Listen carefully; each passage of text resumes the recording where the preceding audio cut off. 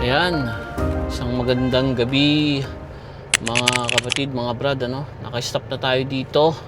Ito yung ating first day ng biyahe pabalik ng US. Naka-stop na tayo dito sa, I think Glasgow ito eh. Hindi ako sure. Wolf Point pala, sorry. Wolf Point, Montana. Halos maghapon tayo nag-drive, pagkatawid natin ng border. And pakita ko sa inyo kung anong itsura ng lugar na to. Karaniwan sa aming mga truck driver, meron kaming route planning na ginagawa every morning, before we start driving. Meron na kaming route planning. Alam na namin kung saan kami mag-i-stop para magpahinga, mag 30-minute break, and most especially kung saan kami mag-i-stop for the night. Pero may mga pagkakataon na kahit meron ka nang naplano kung saan ka mag-i-stop, hindi pa rin natutupad, hindi nangyayari dahil along the way merong mga hindi naasahang pangyayari na pwedeng mangyari habang ikaw ay nasa daan, At yun yung nangyari sa atin ngayon. Bale, nagkaroon ng konting traffic sa border, like 30 minutes mahaba yung pila, and then may road construction, kaya naabala tayo. At yung pinaplano natin na pag-i-stopan natin, yung Flying J dyan sa I-94 na, heading east na, pagkalabas na, kasi 2-lane highway pa to. Ang plano ko is sa Flying J dun sa I-94. Pagkalabas ko ng I-94, dun ako mag-stop. Kaya lang gabi na, mga kapatid, kaya hindi ko na nagawa pang dun mag-stop, kasi sa area na to, mga kapatid, maraming deer sa mga dadaanan mo. And dito rin ako nakabangga ng maliit na deer, kaya minabuti ko, mga kapatid, na mag-stop na, huwag ko nang ipilit dahil baka malintikan pa tayo sa daan at makabangga tayo ng usa, at madali si Alex. Si Alex, hindi na tayo nagpa-truck wash kasi ulan ng ulan, at sa mga dinaanan natin halos umuulan at maraming bugs na nasasagasaan, kaya ayan, napakadumi, mga kapatid. Nanlilimahid si Alex, hindi masyado kita siguro sa camera, pero sobrang dumi. Ayan. Kita nyo, dito lang tayo nag-park sa pinakagilid, yung alanganin yung ko, pero matigas naman to kasi meron ditong putik. Ayan, ayokong sagasaan yung putik, kaya isinagad ko ng konti rito sa side. Ayan yung tren, bale, ayan yung isang tren, umalis na yung isa kanina. Ayan ko, to parang train na tanker. Ayan, so maraming lamok, mga kapatid, grabe, ramdam na ramdam ko yung lamok. And of course, ito yung ating load, lumber. Kapag galing tayo ng Alberta at lalabas tayo pabalik ng US, kadalasang load natin is lumber. Ayan, pinick up natin to sa Lac La Biche, Lac La Biche, Alberta. Karaniwan sa Slave Lake tayo pumipick up, pero ito sa Lac La Biche. Yung putik ko, although matigas naman na, pero minabuti kung dyan na lang tayo sa gilid, mga kapatid. Ayan. Ang daming lamok, grabe, ramdam ko yung lamok. Ayan si Alex,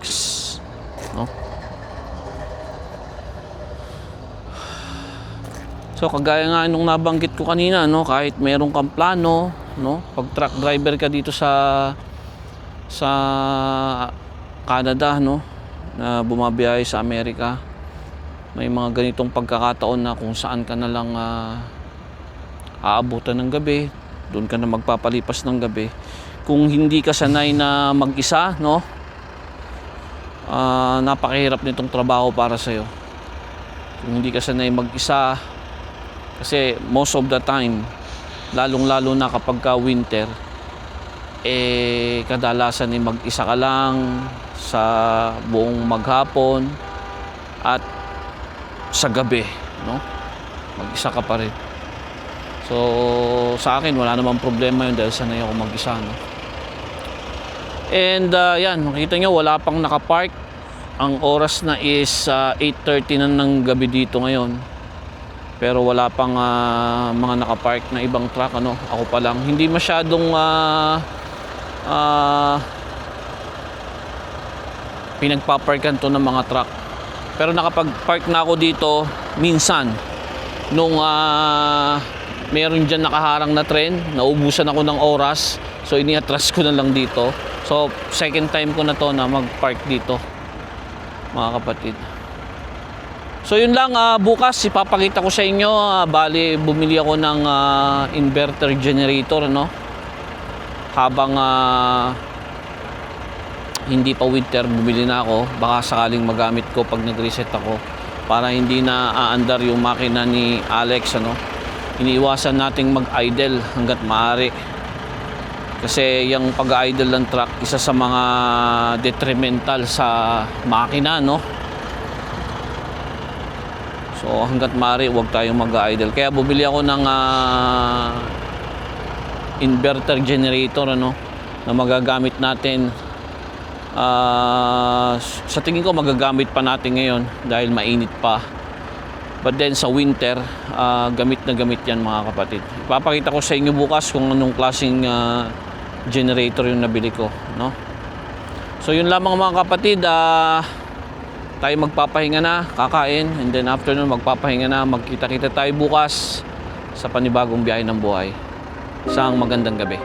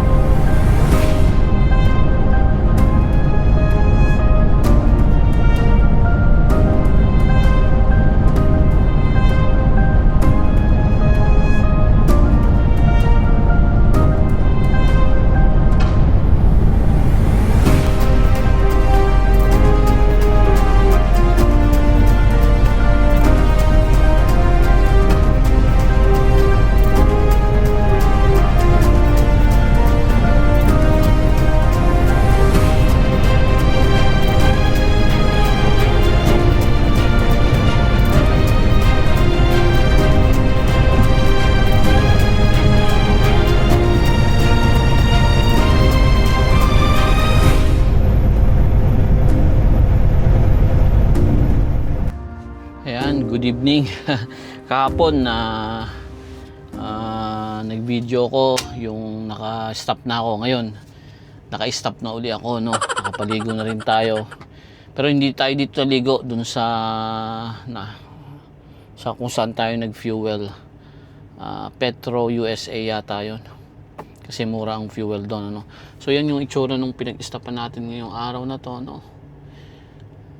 Bukas ng umaga ang delivery natin, meron pa tayong 250 kilometers away. Nag-decide ako na mag-park na rito, no, along I-94,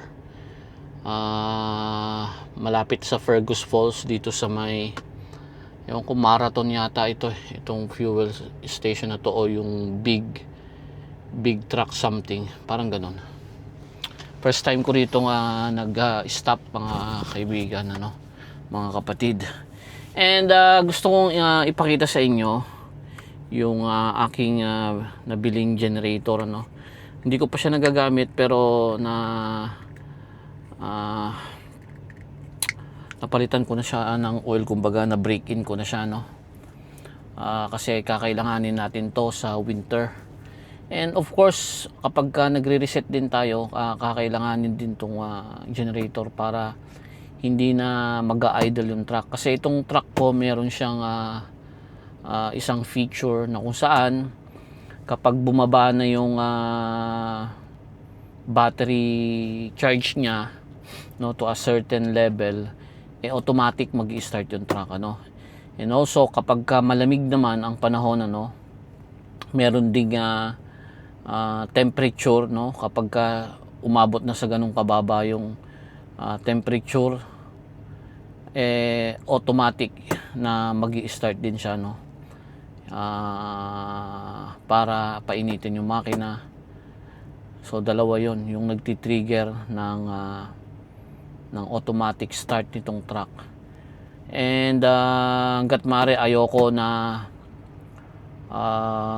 mag-idle yung truck, ano, kasi dyan nag-i-start yung mga problema, lalong-lalo na doon sa emission system niya, no, mga kapatid.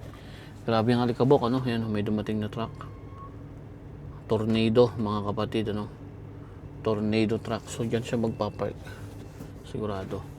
So ipapakita ko sa inyo, no, ang nabili kong inverter generator. Yan mga kapatid, champion siya, no. So hindi naman mataas yung wattage niya, no, 2000 lang, kasi hindi ko naman gagamitin ito para magpatakbo ng masyadong mataas na voltahe na ano, no, na appliance, no, like yung heater, ano, or yung AC. Ito naman kasi meron siyang heater, meron siyang AC na battery operated. Yung heater niya is diesel powered, ano, pero yung aircon nito, yung gumagana ngayon, is battery operated. So kailangan ko lang na gamitin ito, ano, yung power nito para i-connect sa shore power ko, no, and then yung shore power ko ang magcha-charge dun sa battery ng truck, ano. So hindi na babagsak yung battery level, so hindi na mati-trigger yung automatic start nito, at hindi ko na rin i-engage yung automatic start niya, kasi na-charge naman yung battery basta nakasaksak sa yung power, may power supply papunta dun sa shore power nito, no. Meron tong plug dun sa labas kung saan magre-receive siya ng power para sa mga ginagamit mo na kagaya ng rep, ilaw, and then at the same time china-charge niya yung battery. So pag gumagana yung aircon, kumukonsumo ng battery. Pag nakasaksak na to, kumukuha ng power dito papunta dun sa shore power, i-charge niya yung battery. So hindi nagagana, hindi ko na i-activate yung automatic start nitong truck. So ito yung feature niya, no. Bali dito meron siyang dalawang outlet, ayan, no. I don't know kung kita ninyo, no. Ayan, may dalawang outlet siya, no. At nga pala, mga kapatid, hindi ito yung kagaya ng generator na ordinary, na kung saan is yung sinusupply niyang power is hindi siya consistent o malinis, ano, nagpa-fluctuate. Ito malinis na yung power. Pwede mo nang gamitin, i-plug dito yung laptop mo na sensitibo, no, sa power, yung mga cellphone charger, computer, at kung ano-ano pa, kasi inverter siya, no. Meron na siyang yung pinoproduce niyang kuryente is minomodulate niya na dun sa kailangang power lang na output niya, no. So magandang klase at tahimik siya, mga kapatid, ano. So yan, may dalawa siyang outlet dyan, ano, kung saan dyan ko isasaksak yung extension wire papunta sa shore power nitong truck, ano. And itong inverter generator na to, dual power din siya, no. Yung source of energy niya is dalawa, gasolina at yung propane gas, no. Dito inalagay yung propane gas, ano. Ayan, no. Ayan. So yung kapag later on at nag-winter na, naisip ko rin na isang way ito, no? If in case ma-stranded ako, nagkasira yung truck, namatay yung makina, no? Hindi ako mapoprosen kasi meron ako nito, bibili ako ng ceramic heater na maliit, ano? For emergency use din, na pagka nagka-problema sa daan at namatay yung truck, hindi ako mapoprosen during winter time, mga kapatid, ano? So yun. So yan, may propane siya and gasoline, ano? And ang wattage niya is 2,000, ano? Ang running niya is 1,700, no? So more than enough na, no? Bumili rin ako ng pangkadena pag nilagay ko to sa loob ng truck kasi baka itakbo nila pag walang ano, no? Pag hindi mo yan kinadena, mawawala yan, lalong lalo na pagka nandun tayo sa mga truck stop sa city, no? Pag magre-reset tayo, so meron na tayo nito na magagamit. Yan. So ito yung mga controls yan, no? So yan yung off. Ito yung sa propane, pag propane ang gagamitin ko. Pag gasolina, ito naman. And then pag choke, ito, pag i-startin mo, ayan, ihilahin mo to. Parang yung ordinaryong generator lang din. And 4-stroke ito, mga kapatid, ano? 4-stroke power. And 120 volts ang kanyang output, ano? And 20 amperes yung kanyang fuse. And then ito, meron yan, no? May mga USB plug na siya, no? 5 volts, 2.1 ampere. So pwede kang mag-charge ng cellphone mo direkta na rito, no? Pa-plug mo lang diyan, ma-charge din yung cellphone mo. Sa conventional generator hindi pwede 'yon kasi nagpa-fluctuate yung kanyang power output. Ito malinis na yung power niya, mga kapatid, no? So yan. And ito naman, dalawang ito, halimbawa bumili ka pa ng isang ganito at gusto mong pag-combine, ano? Pag-combine silang dalawa, dito mo ipa-plug, ano? May bibiliin kang cable, pag-plugin, pagsasamahin mo yung dalawa, no? Na generator. Para tumaas, imbis na 2,000 lang, magiging 4,000 watts na siya, mga kapatid. Pero ang output niya is 120 volts pa rin. Kasi ito, pag na-overload, ano ba, ginamitan mo ng rice cooker, tapos nagluto ka, then nag-over siya ng mahigit, I think, kahit hindi pa abutin ng 2,000, yung 1,700 running watts niya lang, automatic magsha-shut off. Pero pag dalawa, magiging 4,000 kakayanin niya ng mas mataas na load. So yan, ininvest din natin dito para at least papangalagaan natin yung makina ni Alex, ano, at magtagal pa siya, no? Marami pa siyang iserbisyo sa atin after natin mabayaran, ano. Matagal-tagal pa yon. Nagbibilang na nga ako, actually 3 taon at 7 buwan or 8 buwan. Matagal pa, mga kapatid, ano. Pero mabilis naman ang panahon, ano. And as much as possible, kailangan nating alagaan yung makina, no, para after natin tumabayaran, meron pa siyang ilang taon, 1, 2, and then paghahandaan natin yung kanyang rebuild or yung kanyang in-frame kung kakailanganin later on. Gagawin natin yan, mga kapatid. So yun lang, i-share ko lang yun, mga kapatid, ano. Bukas ang ating delivery. Bala ko kanina na magpalipad ng drone, pero nung nagtatangka akong lumabas, ang daming lamok, mga kapatid, ano. And ayoko makapasok yung lamok dito sa loob, kaya minabuti ko na hindi na lang lumabas, ano. So yun lang, at magkita-kita tayo bukas sa ating delivery dito sa Marshall, Minnesota. Isang magandang gabi, mga kapatid.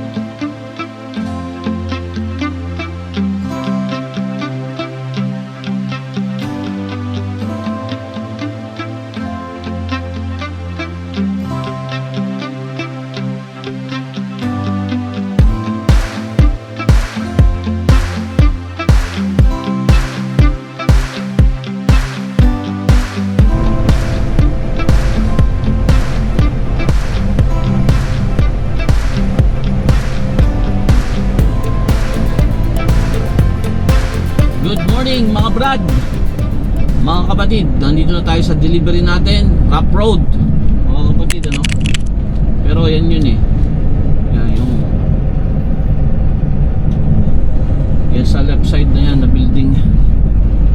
Hopefully tama itong address na to. Nako, alam nyo, pagka ang delivery ang nalikuan nyo na or yung tinatahak nyo ng daan Rough Road dito sa Amerika o sa Canada na normal na yun. Pero pag sa US, nakita ka nang papasukin mo Rough Road, medyo nakakakaba kasi may pagkakataon na mali yung address.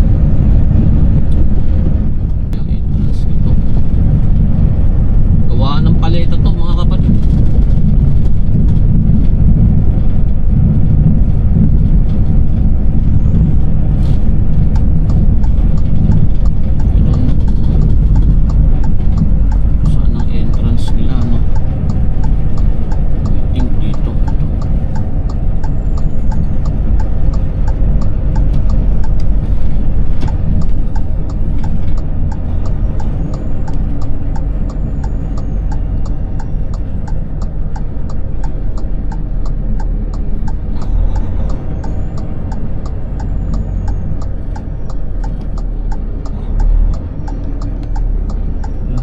Dito entrance.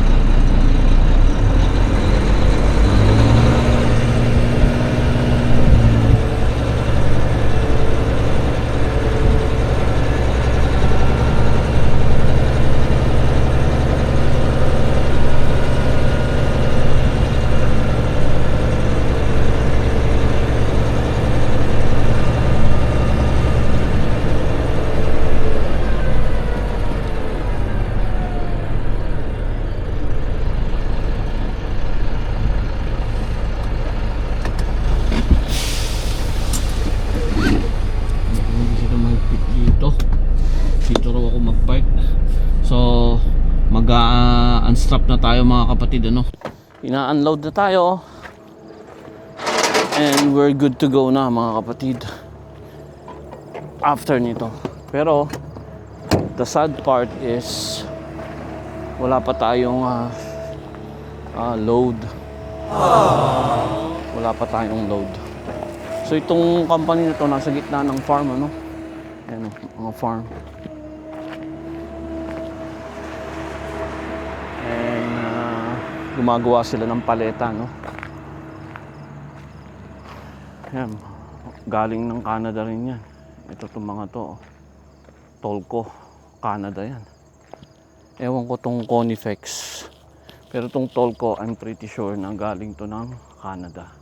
Ayan, gutay-gutay yung balot niya. Ibig sabihin itinravel yan. Carrefour, Cal4 pala, Cal4 galing din yan ng Canada, no. Itong West product of Canada, West Fraser, Canada din, ano. Halos galing ng Canada yung mga produkto nila dito mga kapatid. And yeah, paleta ginagawa nila dito, no? Ayan, and then siguro nagsusupply din sila ng lumber sa mga construction, ano. So yun lang mga kapatid, ano. Maya-maya lang larga na tayo, maghihintay tayo, mag-check tayo sa load board kung merong lalabas na load available pabalik ng Canada. Ayan, tapos na tayong mag-deliver. We're on our way. Saktong-sakto mga brad, after mapirmahan yung bill of lading, may pumasok na mga load sa load board at na-pick up ko yung isa, no? Na-commit ko yung isa, natawagan ko na yung agent.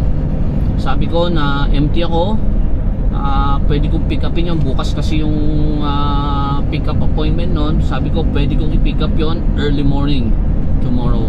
So ang gagawin ng agent, tatawagan niyo yung kliyente niya para i-confirm na meron na magpipick up ng isang load. Dalawa yon, bali dalawa. Tinatanong nga ako kung meron daw akong kaibigan na nasa area din, or meron pa ba daw akong isang truck.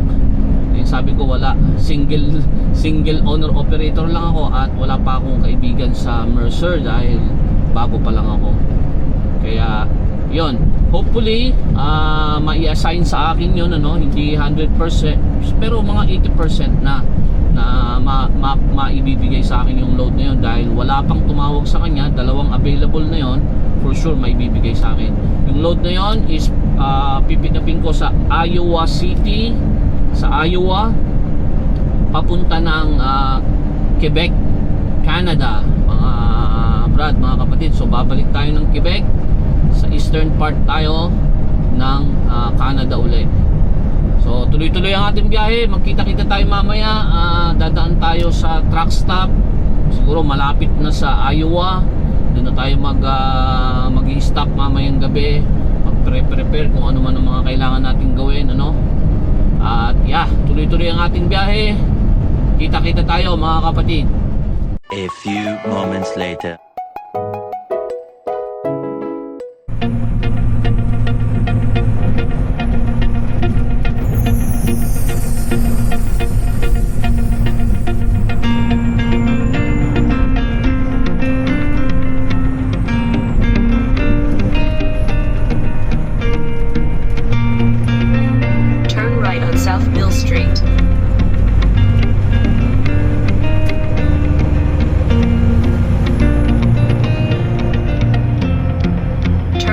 South Mill Street.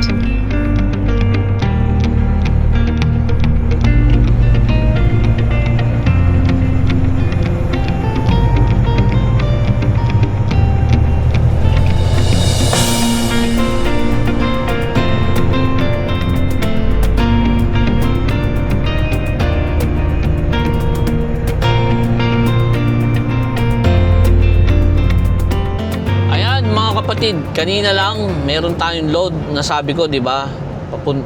Pick up ng Iowa City, no? Sa Iowa. Pero dahil hindi pa confirm load 'yon, ano? Kumbaga yung agent namin dito sa Mercer is nakikibid pa lang doon, ano? Natalo siya sa bid, ano? Kahit dalawang load 'yon. I don't know kung 'yun ang reason, or maybe meron siyang regular ng owner operator na binibigyan niya ng load. Hindi ko alam, ano. Basta ang sabi niya sa akin, tinawagan niya ako, no. So nawala na sa akin yung load na yon. Sabi niya sa akin, pagkalabas nun, dalawang load yon, Iowa going to Quebec, nag-commit na ako kagad. Then after a few minutes, tumawag siya sa akin. Ang sabi niya, the two loads are already covered. Hindi daw, they did not accepted our bid. So meaning nakikibid pa sila, no? Kung pababaan siguro ng bidding, kung sino yung mababa, yun ang kukuhanin ng client, ano, ng company na magsi-ship nung load. So it's so unfortunate na hindi ko nakuha yung load na yun kasi sakto sana yun sa araw na kailangan bumalik ako ng Alberta kasi announcement pala, no, isingit ko lang mga kapatid, no, ikakasal yung aking panganay na anak na nandito sa Canada, no. Ikakasal na siya sa September 1, so congratulations to her, no. Isiningit ko lang, so kailangan ko talaga makabalik ng Alberta before September 1. So nasa timeline ko na pag pumunta ako ng Quebec, today is the 20th, magdi-deliver ako ng Monday, and then makakabalik ako ng US pa, short trip, and then makakabalik na ako ng Canada, no. Sakto yun, like the 30th or the 31st ng August, nandun na ako. But then nabago mga kapatid dahil nga wala na sa akin yung load na yon, napalitan naman ng isa pang load, ano. Dati nang na-pick upan ko yung agent na to sa Tennessee, no, Clarksville, Tennessee. Bale, air conditioning unit ito, no. 2 drop, isa sa Coquitlam, British Columbia, no, sa BC yan, sa Surrey, between Surrey and Vancouver yan. And then yung pangalawa is sa Carstairs, Alberta. Ang layo niyan sa Calgary is around like 60 to 80 kilometers lang. So 2 drop off, pipick upin ko na, papunta na ako ng Clarksville, Tennessee. Nag-commit na ako doon, naging yellow na yung status nung nag-commit ako, then naging blue, and now green na. Kapag green na, 90% na nasa akin yung load, ano, 90%. So ito yung labanan dito, kailangan mabilis ka. Kapag maraming nakaantabay na mga drivers, Canadian operator drivers na naghihintay ng load pabalik ng Canada, dapat mabilis ka. And isang advantage mo is kapag kilala mo na yung agent. Well, hindi ko pa naman lubos kakilala yung agent na to, no. Pangalawang load ko pa lang sa kanya, but then nasubukan niya na yung serbisyo ko, no. And hopefully, dahil green na yung status, ibig sabihin na-assign na sa akin, kailangan na lang ma-secure ang paperworks. Pag nakuha na ng agent ang paperworks, for sure, sa akin na ang load na to, no. Ang layo natin sa pickup location is around 1,300 kilometers. So ang sabi ko sa agent nung tinawagan ko, kaya ko siyang pick upin tomorrow between 1 to 3 p.m. Just to be sure, kasi 3 p.m. magsasara. Kaya ko doon ng between 1 to 3 p.m. bukas, Friday. So hopefully ma-assign na sa atin yan para sigurado na ang pagbalik natin sa Canada, and of course yung schedule ko para sa kasal ng anak ko sa September 1, para at least makapahinga pa ako. So yun lang ang update mga kapatid, ano, tuloy-tuloy ang ating biyahe. Ganito na ngayon.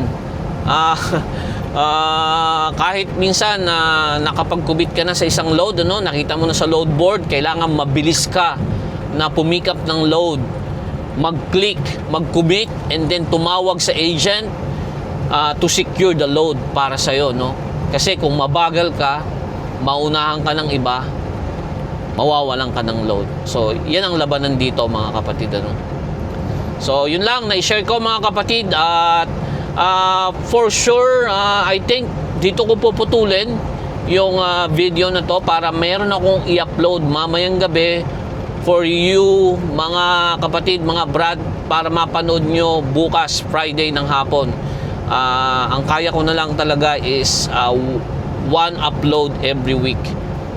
And once na makabisado na natin, ano, hindi na ako busy, dahil sabi ko nga na busy ako nung birthday ko.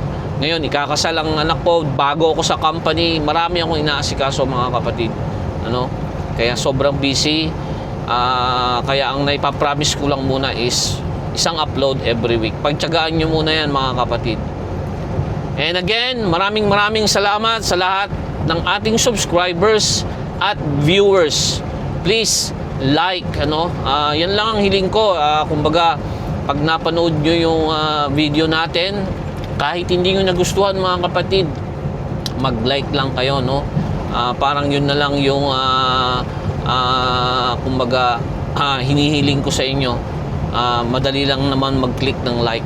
Yung ating mga viewers and subscribers, marami pa sa ating viewers ang hindi subscriber, no. Okay lang kung ayaw nyong mag-subscribe, kasi for sure pag nag-subscribe kayo, pag may new video, kukulitin kayo ni YouTube na panoorin nyo to, no. Kaya siguro yung iba ayaw nila mag-subscribe, kung lumabas na lang yung video ko tsaka nila papanoorin. But anyways, yung like lang, malaking tulong na para sa channel natin, para din naman ma-push ako, no, na hindi lang isang video ang aking i-upload, gawin kong 2 or more, kasi nakikita ko na nakakarating sa inyo at nagla-like kayo sa mga videos natin, ano. Hindi naman kalabisan mga kapatid. But anyways, maraming salamat uli.